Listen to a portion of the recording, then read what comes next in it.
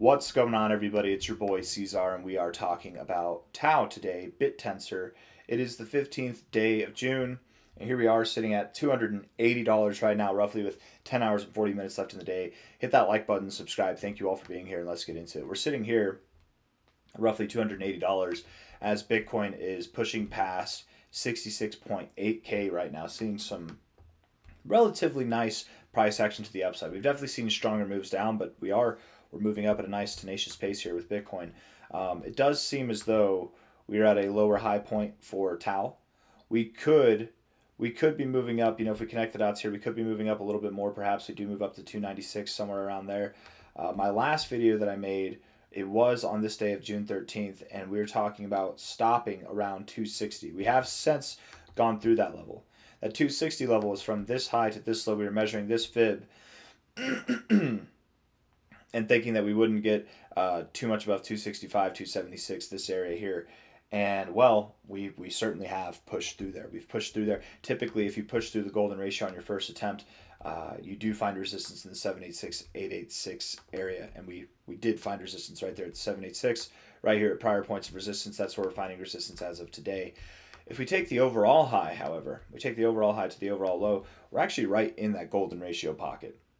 And this actually, we look at this, we observe these two fibs. Oh, I thought that I had that, but I guess I deleted it. High to low here. You didn't really respect anything down here. Like, you didn't respect the 236, nothing on the 069, the 382, nothing all the way up. You just kind of shot through the golden ratio, and you didn't respect this fib at all. So looking at it like this, from this high to low, you did respect the 236.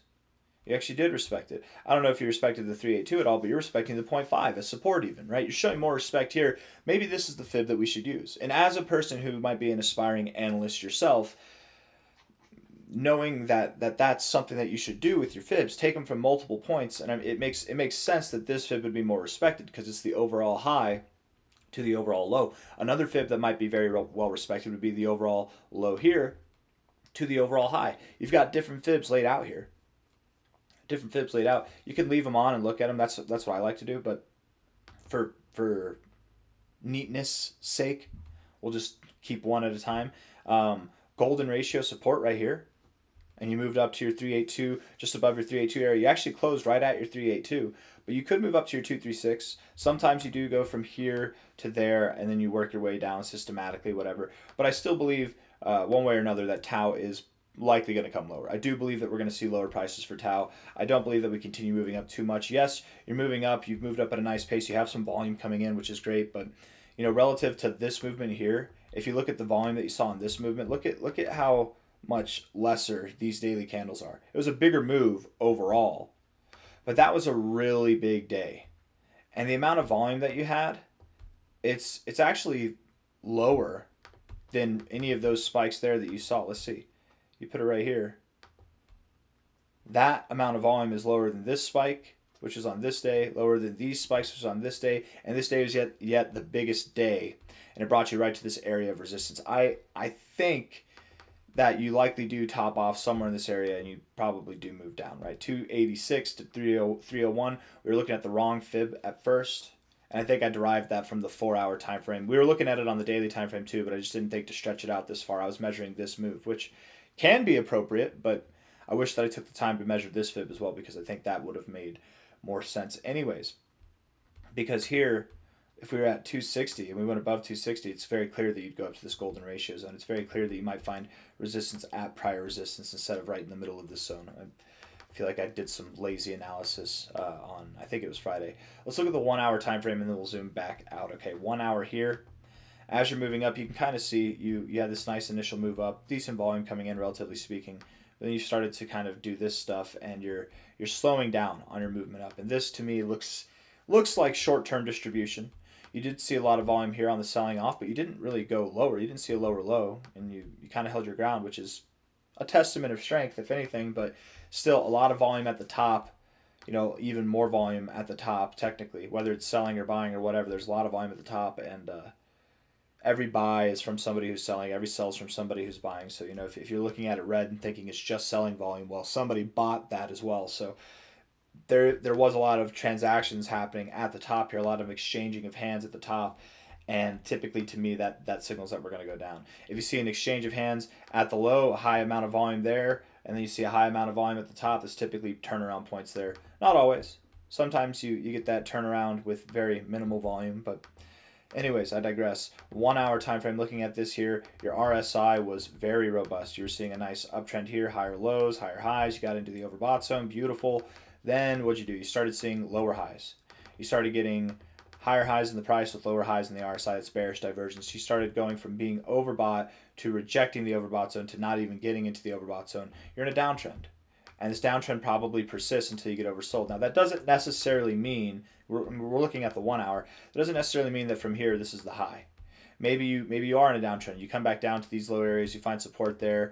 By the time that you're down here, your RSI is in the oversold zone, you've reset, and you're ready to come back up and move up again. Maybe TAO, you move down to about 250, 260, which you kind of already did move down to 260, that area.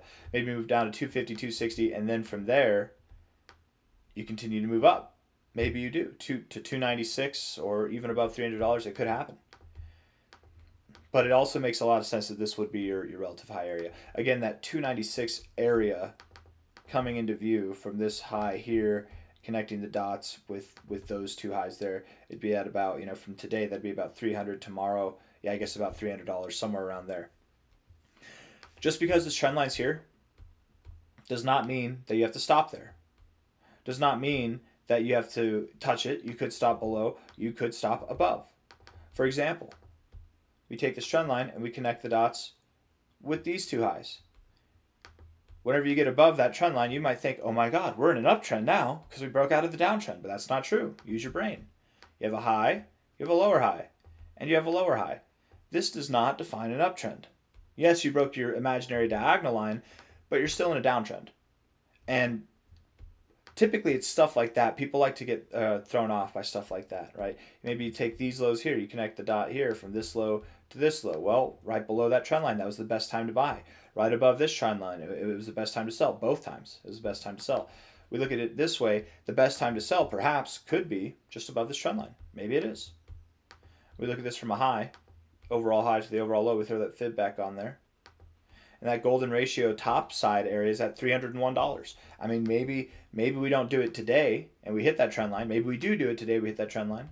Maybe it's in a few days. Again, like I said, we're at 278 right now. Maybe we move down to the bottom end of this area and then we come back up to finish this move. It's just above the trend line that we top off, right? Just above that little white trend line there. And then we actually sell off. Either way, whether it's here, whether it's there, whether it's anywhere in between, I suspect that we are in a topping area for TAO. It makes a lot of sense to me that we are. TAO's up 2.5% today. Bitcoin's up 1.7% today. Beautiful to see.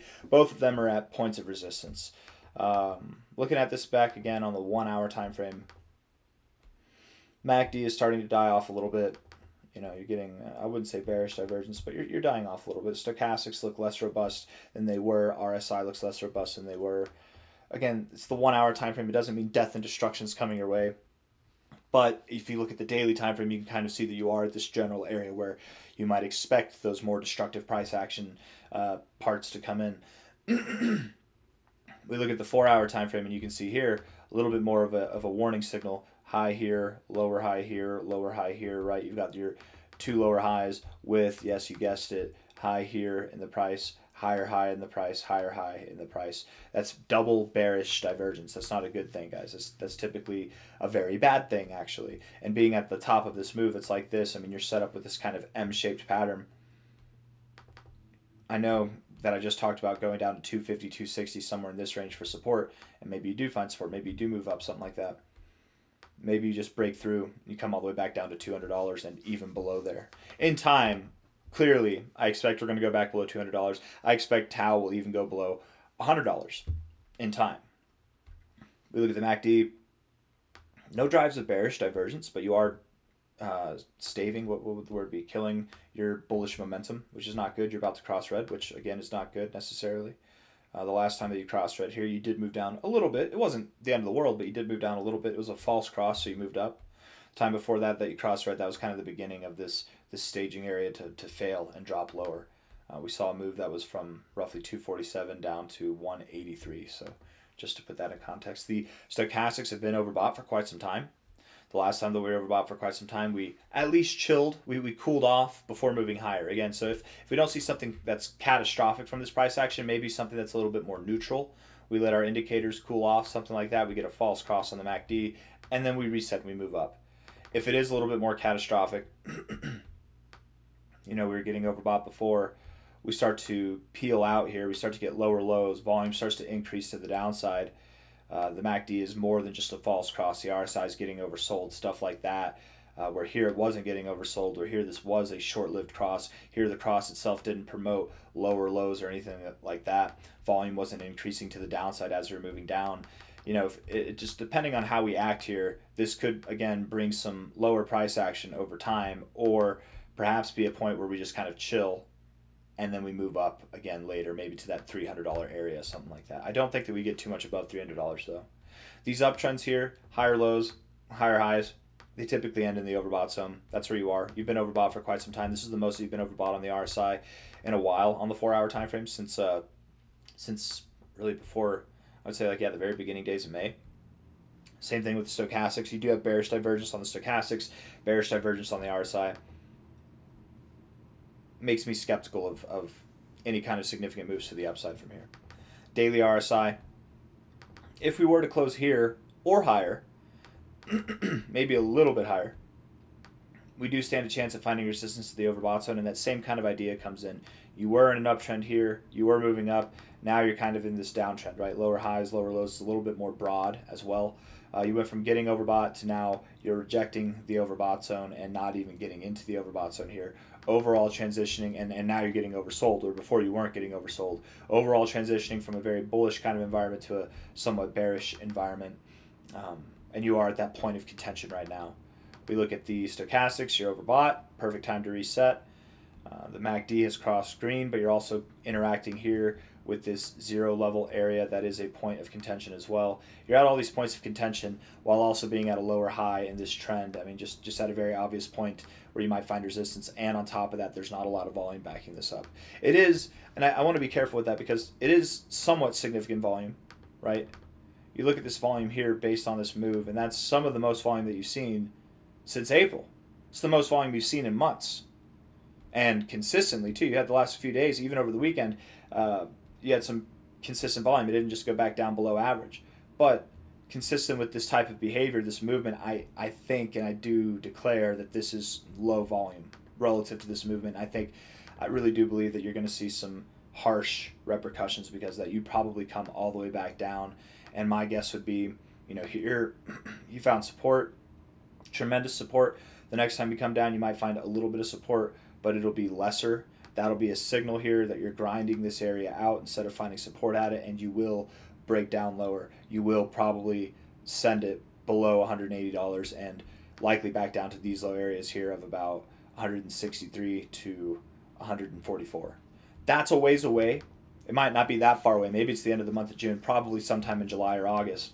But for now, being at 277 here, let's focus on that 260, 250 range. Let's see how we perform with that. Let's see if we can hold the line, or if things start to falter, we'll keep an eye on it. And I got nothing else for you guys. So hit that like button, subscribe. Thank you all for being here. I'll see you on the next one. Take care. Bye.